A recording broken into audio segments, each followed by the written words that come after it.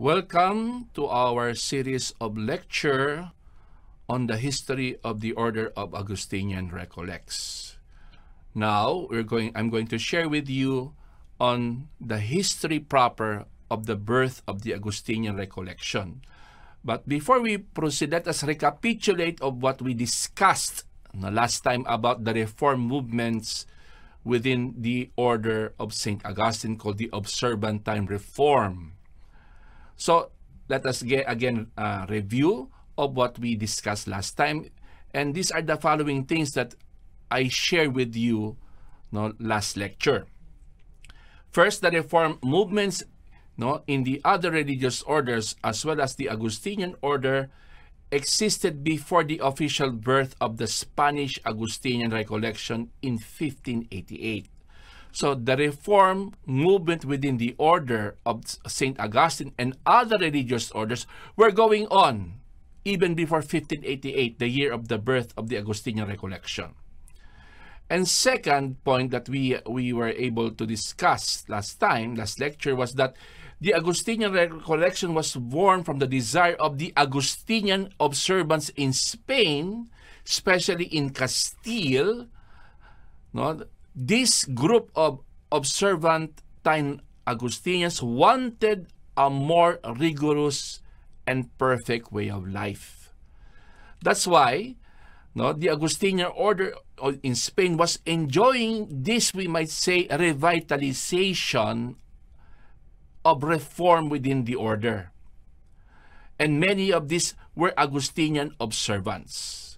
These Augustinian observants were the one moving the reform within there. It's enjoying its height of reform because remember at that time, from the reign of Charles I of Spain and King Philip II of Spain, Spain itself was enjoying the golden age. Remember, this was the time of the age of Saint Teresa of Avila and Saint John of the Cross, the reformers of the Carmelites, the Carmelite order. The same thing, what is happening in the Augustinian order in Spain. It's enjoying a spiritual renewal and, we might say, reform. So it is wrong to deduce that the Augustinian Recollection was born in order to reform the Augustinian order. That is not the purpose of the Augustinian Recollection, because the order was already undergoing reform thanks to the Augustinian observantine friars. On the contrary, my dear friends, the Augustinian observants in Spain wanted a more austere and perfect way of life. This collective charismatic desire of these Augustinian observants would lead to the birth of the Augustinian Recollection on December 5, 1588. So let us now retrace how the Augustinian Recollection was born. Okay? This is the prelude before the chapter of Toledo, Spain on December 5, 1588. Who was the prior general at that time when this chapter was convened in December of 1588? He was Padre Gregorio Petrocchini del Montalparo. He was the Augustinian prior general from 1537 to 1612. And we might say he was elected in the office on March 18, 1587, and he stayed that office until 1591. Now, before he left for Spain, the Pope at that time was Pope Sixtus V. And in 1588 of March, this Pope, Sixtus V, granted faculties to the prior general as the official visitator and apostolic emissary of the Pope of the order of the Augustinian order in Spain. That's why on December 20, 15, we might say 89, after the chapter that was held in Spain, the next year, he was nominated or named cardinal by Pope Sixtus V, and became the cardinal protector of the Augustinian order. So he was born in 1537 and he died in 1612. He was general of the order from 1587 to 1591, and he became a cardinal in 1589. That's why, when he arrived in Spain on September 13, 1588, no, he had to observe this, we might say, courtesy call. No? That's why he arrived on September 13, 1588, and on September 20, no, in that same year, he received an audience from the King of Spain, Philip II, at his royal palace in El Escorial.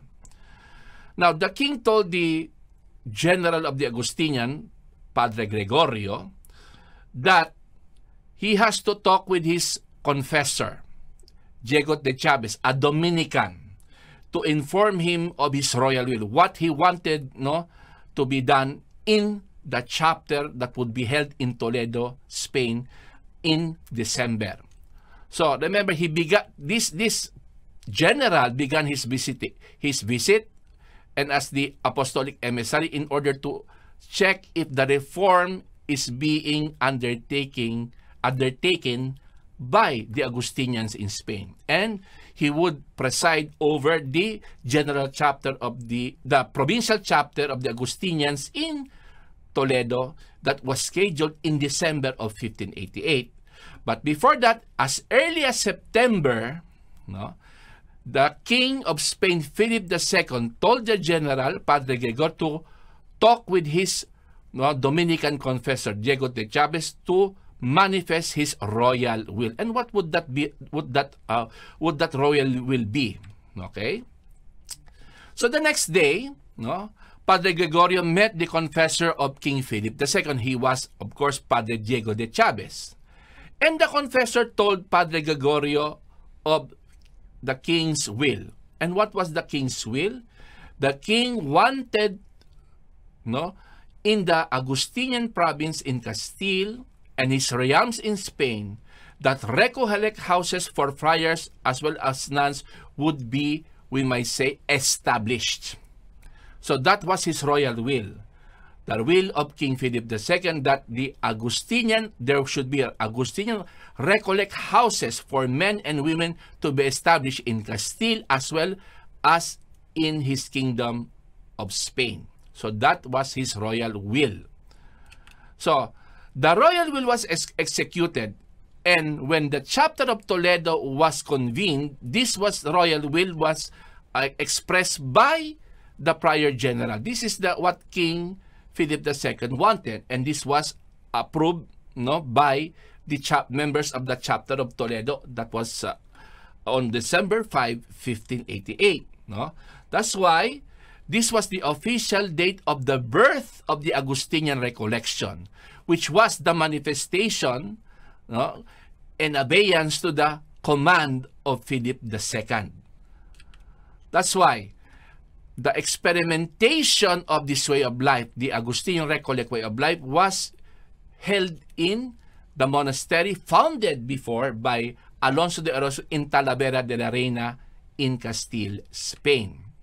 So this will be, we might say, the cradle. And that the provincial, we might say, council mandated Fray Luis de Leon, another Augustinian and professor scholar at the University of Salamanca, to draft the first Augustinian Recollect constitution called the Way of Life, in Spanish, the Forma de Vivir. So what are these, we might say, Forma de Vivir, no? That was approved in 1589, no? The spirit is still present in the present constitutions of the Order of Augustinian Recollects.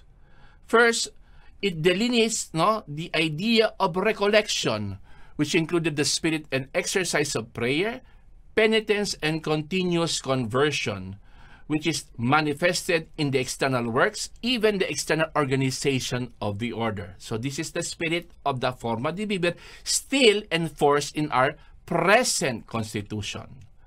Then the value of peace and harmony among the brothers, no, a certain sign that the Holy Spirit lives among them. Third point, the effective and affective poverty, both individual and communitarian, should be observed by the friars of the Recollection. Then, number 4, the dignity should be given to divine worship.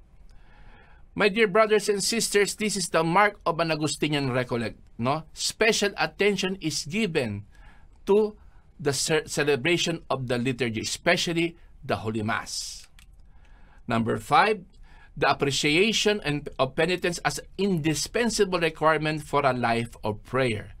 That's why the penitential practices of the friar and the physical ascetical practice like flagellation, wearing of hair shirt would, we might say, help the friar discipline himself and help him pray better. Then, attention and special care of the sick is given in this primitive constitution of the Forma di Vivir. The 7th point, no, it encourages the intellectual and spiritual formation of the religious, especially in preparing candidates for the priesthood. And these points, no, it's still valid today. We are still observing these points in our present constitution, but it was first, we might say, lived in the monastery in Talavera de Reyes Monastery in 1589. It was inaugurated on the 19th of October 1589, and the convent consists of 8 religious, no, Augustinian observants who embrace the Recollect way of life, led by Francisco, no, Briones and Jose de Parada. No? Their life was poor, austere, and totally directed towards God. In other words, they're leading a contemplative way of life. No? That's why in 1589, no, the monastic life of the early, or we might say the primitive Recollects, was directed towards contemplation and asceticism, and it helps maintain fidelity to the common life. These were years of complete adhesion without doubts, no, or vacillation, and as a consequence, they struggled to incorporate the charism in their daily lives. That's why 1588 and 1589, these are crucial years that developed the identity, the contemplative, ascetical, and communitarian way of life of the early Recollects.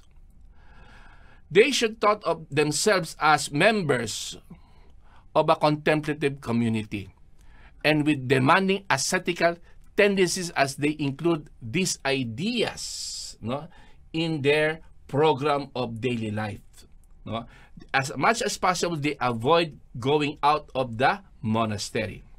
So everything was organized around prayer and the demands which prevailed over all other occupations. That is in Spain and Colombia, as well as some houses, no, in our missions in the Philippines. So, how did they live, the early Recollects? No? The hour of the community mass was attended by all, and there were 2 hours of mental prayer or meditation. And they were immutable as well as the celebration of the liturgy of the hours. So these were rigorous, no? And if they wanted to have we might say, an austere way of life, and we might say solitude, there were hermitages outside of the monastery which they could observe or intensify the spirit of recollection. Okay? So these were the early life of prayer of the early record as stipulated by the early constitution called the Way of Life, or in Spanish called the Forma di Vivir. So, prayer is one of the key central roots of the Forma di Vivir. Its author, Fray Luis de Leon, is convinced that it is the best nourishment of charity and is quick in proclaiming it so from the beginning, just as our target is the love of God. So this was the end point of the Forma di Vivir, the love of God, and also expressed in the light as we clearly express it, no? It is, we might say, it elevates it into worship, especially in the divine praises of the celebration of the Holy Mass and the divine liturgy of the hours, and the use of the sacraments and the exercise of meditation and prayer. Thus, it is very clear that the way of life of the early Recollects in Spain was contemplative way of life. Okay? So that is the thing that we have to be, we might say, aware of. The early Recollects were, no, contemplatives. No? So between 1590 and 1600, no, the Recollection was spreading in Spain. So what were the early houses, no, following the form of the vivir that were established between 1590 and 1600? No? Of course, we know the cradle of the Augustinian Recollection, Talavera, 1589. Other houses were established within Castile, first in Portillo in 1590 and Nava del Rey. These are, we might say, located in the region of what we call the province of Valladolid. Then in Madrid in 1594 and El Toboso in Toledo, Spain. So these, we might say, 5 houses, including Talavera, were the first early houses of the Recollection. That's why, no, these monasteries became, would later on be organized, no, into a province in order to intensify their Recollect observance, no, as stipulated by the Forma de Vivir. That's why on February 11, 1602, the papal bull, no, the Pope at that time, Clement VIII, organized these 5 houses into one province. So they could elect their own prior provincial, but they are still subject to the Augustinian Prior General in Spain. The same organization that was, we might say, being observed, no, by the Observantine Augustinians. So this is different. These are Recollect houses with their own Recollect provincial, but subject to the authority subject under the authority of the Augustinian Prior General in Rome. No? Then later on in 1621, June 5, no, with the papal bull Militantis Ecclesiae, the Augustinian Recollection was elevated into a congregation by Pope Gregory XV, still subject to the Prior General of the Augustinians in Rome. So the Vicar General, which is the highest authority, no, in the Recollection, in the congregation of the Augustinian Recollects, is Curia. His seat was in Madrid, no? That was founded in Madrid, no? And it became the seat of the Vicar General of the Augustinian Recollects. And this is the official seal of the Augustinian Recollection until 1912, no? Now, what were the development in order to, we might say, in order to identify our charism? The following books were we might say published. First is the Constitution of 1637, the Forma de Vivir does not respond to the congregation anymore, the needs of the congregation. It has to be detailed. So it was expanded in 1637. Then, in order to record the developments and the charism of the congregation, the Historia General was first published. Its first volume was first published in 1663, the first volume, to identify how the charism was lived by the early Recollects, even in the Philippine missions. Okay, let's proceed. Not only that, the ceremonial of the order of the congregation before it became an order was already about how the Recollects, no, celebrated its liturgy, no, its own peculiar liturgy, which was published in 1697, and this would continue when we became an order in 1912. The ceremonial, no.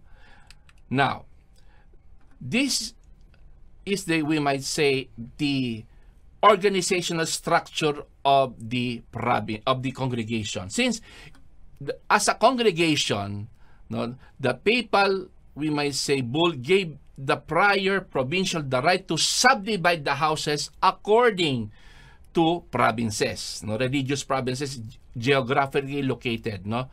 They were, of course, no, the province of St. Augustine, located in Castile, Spain; the province of Our Lady of the Pillar, located in Aragon, northeastern part of Spain; the province of Blessed, at that time, Blessed Thomas of Villanova, was in the southern part of in Andalusia; and of course, the missionary province in the Philippines dedicated to Saint Nicholas of Tolentine. Later on, the Augustinian, we might say, reform movement in Colombia would join the Recollects, and they would become the province of La Candelaria, Our Lady of La Candelaria. So at that time, between 1621 and 1835, there were 5 provinces. 3 in Spain, 1 in the Philippines, and 1 in Colombia. Okay. So the habits would be different because we belong to a reform movement, no? Shorter capucha, and of course, modified, we might say, cincture. Okay, let us now go to the development within the order. No, this development typifies the charism of the Observantine movement was also present in Colombia, among the Augustinians in Colombia. It became independent development, but it has the same spirit with the Recollection in Spain.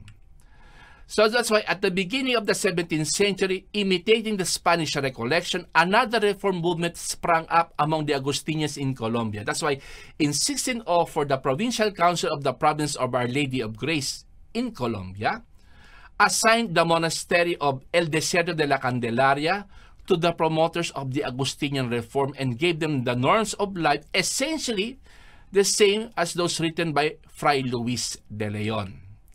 So who were these promoters of this reform of the Augustinian Colombians? They were Fray Vicente Malliol and Fray Mateo Delgado. They were the promoters of this reform, and the monastery of La Candelaria was given to these reformers. That's why in 1616, the Recollects in Colombia who already possessed monasteries in Panama and Cartagena adopted the forma de vivir of the Spanish Recollection. Then in 1629, they were incorporated to the Congregation of the Augustine Recollects, and in 1629, they were incorporated further with all the rights and privileges, and in 1666, they became the 5th province of the Congregation. So the Spanish, we might say, reform is always connected with the Colombian reform, having the same spirit but geographically separated. Thus, the Colombian Recollection became a part of the Spanish Recollection in our history. Okay, so once we were able to delineate this contemplative aspect of the Augustinian way of life, let us now go to the transformation of the congregation, especially in Spain and in Colombia. Because between the 1800s and 1890s, there would be crises that would challenge the church and the religious orders at that time. And what were these problems? It was the period of revolutions. Remember, the French Revolution, its spirit of 1780, we might say 1789, were carried out, and it was exported by Napoleon Bonaparte throughout Europe. That's why it created a disturbance within the status quo of the monarchy. That's why it gave, we might say, a problem, a political problem within a strong-minded monarchy at that time, especially the monarchy in Spain. Okay.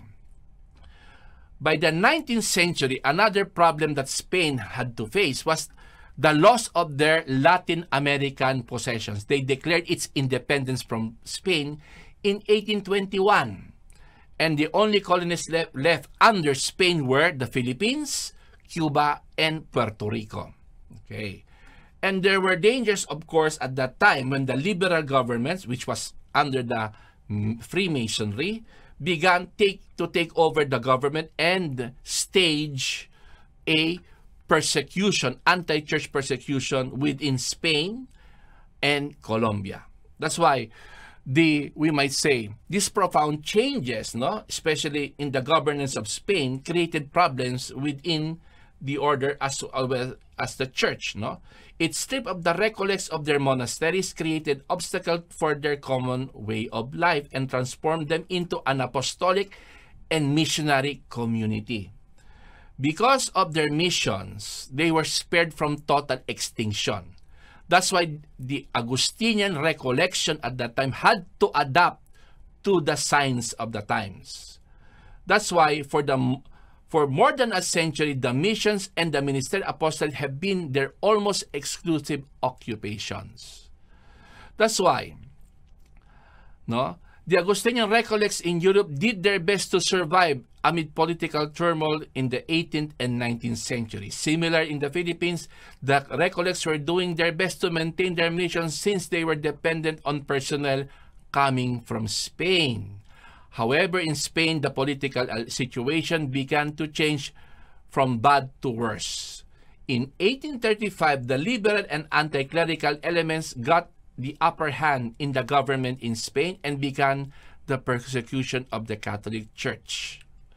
That's why the Minister of Finance, Juan Alvarez Mendizabal, issued, we may say, laws that targeted the religious orders, especially the contemplative religious orders. That is we call it in Spanish, desamortización, the suppression of houses, the confiscation of houses, belonging to the religious orders, and they were sold in a very low price to the prospective buyers at a low price at that time. Because the government needed money and they confiscated these properties and sold them to prospective buyers. So in order to recoup, to improve the economy of a bankrupt, we might say, government. And the Recollects, at that time lost almost 33 houses in Spain. They were confiscated by the government, except for the monastery, the Recollect Monastery in Monteagudo, Navarra, Spain. It was spared from confiscation. Why? Because there was a clause in the decree of Juan Alvarez Mendizabal, except for those religious orders who have missions in the Philippines, they could only maintain one monastery. And the monastery that we were allowed to maintain was the Augustinian Recollect, we might say, novitiate, novitiate located in Monteagudo, Navarra, Spain. Thanks to the missions in the Philippines, the Recollection in Spain was saved from total extinction. The monastery of the Recollects in Monteagudo is still the novitiate of the province of San Nicolas. It's still functioning today as an international novitiate of the order. That's why this exemption shows that though the Catholic Church was under persecution in Spain, the liberal government understood that only the Spanish missionaries would be able to maintain their remaining colonies, that is, the Philippines, Cuba, and Puerto Rico, and the loyalty of the natives to the mother country. Thus, applying the anti-clerical laws in their colonies would be detrimental to Spain if she would maintain her remaining colonies at that time. That's why they saw these friars, the Augustinians, the Franciscans, the Dominicans, and the Recollects, as we might say, means of maintaining their remaining colonies. That's why each of them were able to save their novitiate in order to form and prepare missionaries to visit, especially to the Philippines.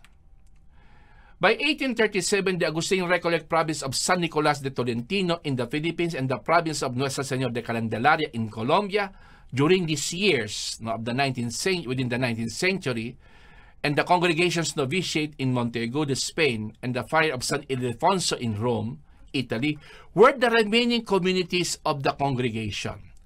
However, in 1861, the congregation was in danger of losing Candelaria province when the liberals took power in Colombia and began legislating anti-clerical laws in the country.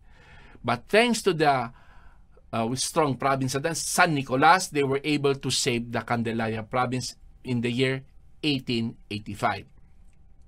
That's why the only strong province at that time was the province of San Nicolas de Tolentino in the Philippines, which was left intact, and it had the personnel and the economy to help the restoration of the Augustinian Recollection in Spain and in Colombia.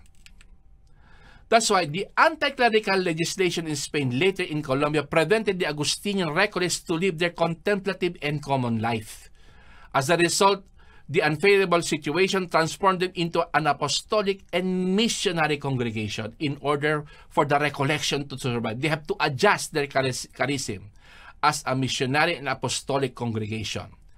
From then on, the missions and the ministerial apostolate have been the exclusive activity of the Augustinian Recollects. So what was the status general, the state of the congregation in 1908, no? When everything was going to normalcy, going into normalcy.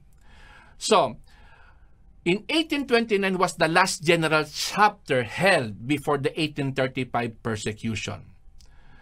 No? The anti-clerical laws in Spain prevented the Augustinian Recollects to hold the general chapter since the liberal government suppressed 3 of their provinces in Spain and the priors were dispersed. Okay?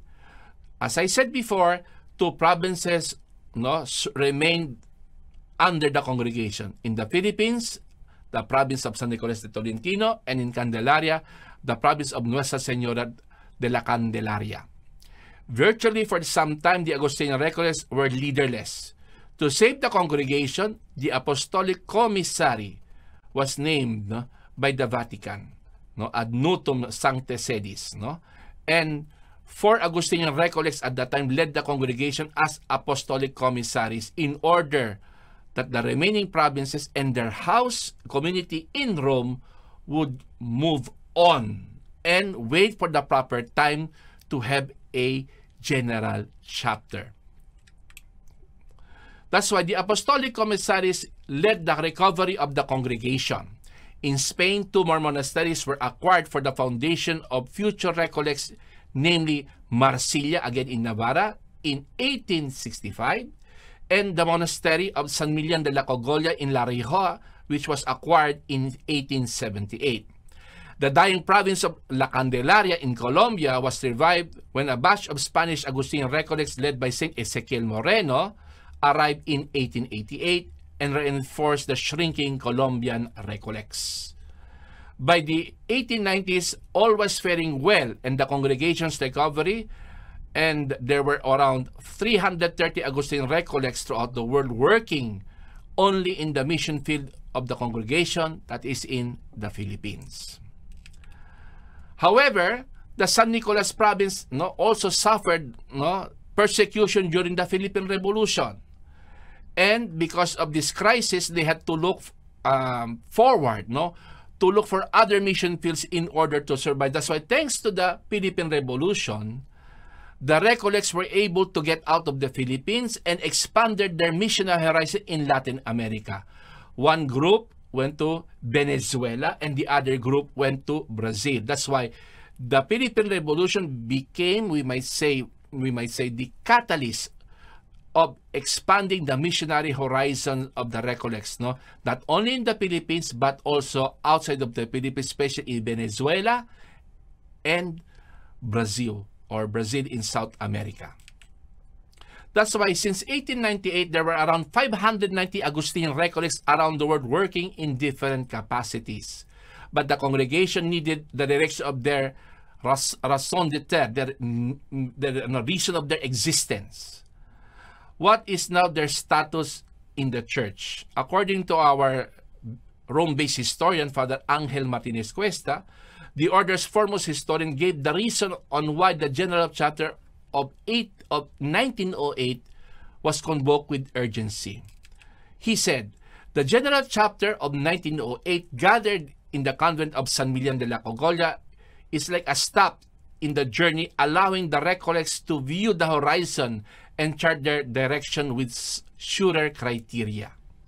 It was a serious first attempt to give stability and order to what was so far been achieved and to give juridical sanction to an emerging way of life, directing it in the normal legal, administrative, and charismatic channel.